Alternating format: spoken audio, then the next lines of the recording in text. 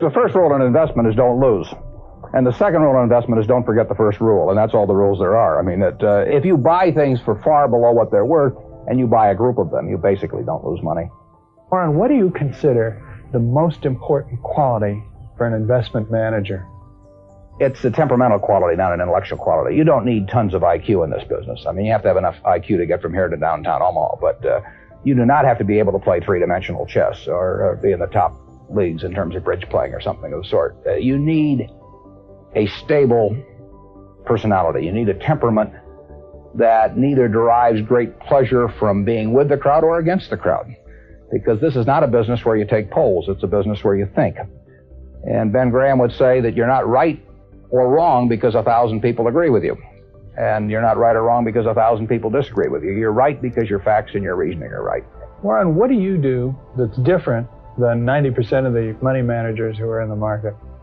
Certainly most of the professional investors focus on what the stock is likely to do in the next year or two, and they have all kinds of arcane methods of approaching that, but they do not really think of themselves as owning a piece of a business.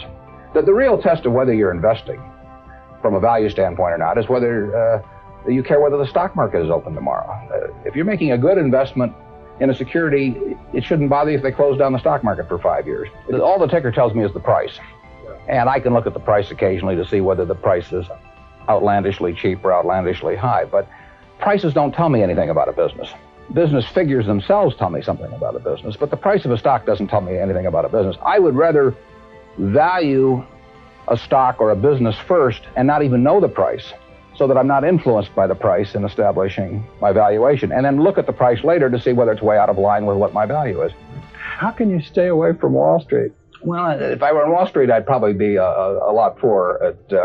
You get overstimulated in Wall Street, and you hear lots of things, and you may shorten your focus, and a short focus is not conducive to long profits.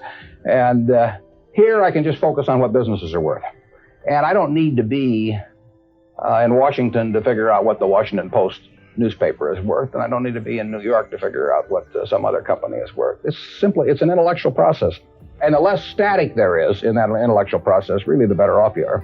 What is the intellectual process? The intellectual process is defining your area of competence in valuing businesses, and then within that area of competence, finding whatever sells at the cheapest price in relation to value. And there are all kinds of things I'm not competent to value, but there are a few that I am competent to value. Have you ever bought a technology company? No, I really haven't. In 30 years of investing, not one? I haven't understood any of them. So you haven't ever owned, for example, IBM? Never owned IBM. Marvelous company. I mean, a sensational company, but I haven't owned IBM. And so here is this technological revolution going on, and you're not going to be a participant. Gone right past me. Is that all right with you? It's okay with me. I don't have to make money in every game. I mean, I don't know what cocoa beans are going to do. There are all kinds of things I don't know about. And that may be too bad, but why should I know all about them? I haven't worked that hard on them. In securities business, you literally every day have thousands of the major American corporations offered to you at a price that changes daily. And you don't have to make any decisions. You have to make, nothing is forced upon you. There are no called strikes in the business. The pitcher just stands there and throws balls at you. And if you're playing real baseball and it's between the knees and the shoulders, you either swing or you get a strike called on you. If you get too many called on you, you're out. In the securities business, you sit there and they throw U.S. Steel at 25 and they throw General Motors at 68, and you don't have to swing at any of them.